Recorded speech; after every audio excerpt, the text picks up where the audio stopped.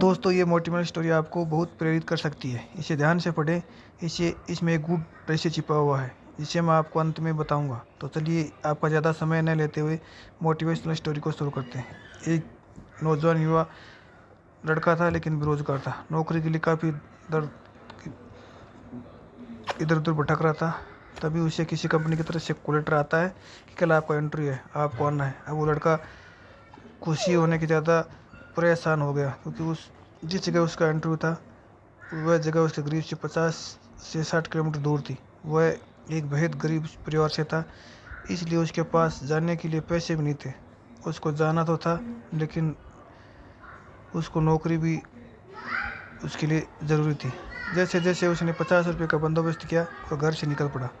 वह चौराहे तक पहुंच गया, बेहद निराश हुआ, क्योंकि टिकट के पैसे उसके पास नहीं थे जितने जितने जितने होने चाहिए। तभी उसके पास एक मंदिर दिखाई देता है और वह उस दिशा में चला जाता है।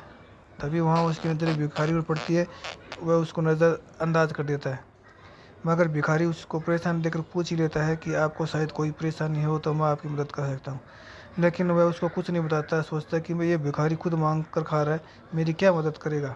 लेकिन भिखारी बुजुर्ग था, उसके 2 या 3 बार पूछने पर लड़का मजबूर हो गया और बताने के लिए कि उसकी समस्या क्या है। तो भिखारी ने उसको बोला, तुम ये 500 रुपये लो और जाओ अपना इंटरव्यू दो। वैसे भी सिर्फ दवाइयों के लिए पैसे इकट्ठा करता हूँ, जो बचते हैं उनकी दान पेटी में डाल देता हूँ, इसलिए मेरे पास ज़्यादा काम की नहीं है। शायद तुम्हारे कोई मदद कर सकूँ तो मुझे बेहद खुशी होगी। अब वो वहाँ से निकल गया और इंटरव्यू में सेलेक्ट होकर जब वो वापस भिखारी से मिलने गया तो उसके पैसे लौटाने के लिए आया, और वहाँ लोगों की भीड़ लगी हुई थी। उसके पास जाकर देखा था वह वही भिखारी था। लोगों ने कहा, इसके पास दवाई के पैसे नहीं थे, इसलिए आज के दवा लेने की वजह से वह चल बसा। ये सुनकर बच्चा बहुत परेशान हुआ कि इस कहानी से हमें यह सीख मिलती है कि किसी भी काम को करने या किसी भी लक्ष्य को हासिल करने के लिए मार्ग में हजारों कठिनाइयों का सामना करना पड़ेगा। अगर ये सोचकर हम आगे नहीं बढ़े तो और हो सकता है रास्ते में कोई और हमारी मदद के लिए बैठा हो। ईश्वर तो किसी रूप में भी हो सकता है। मोटिवेशनल स्टोरी का सार ये है कि आगे बढ़ते रहो, लेकिन रुको मत।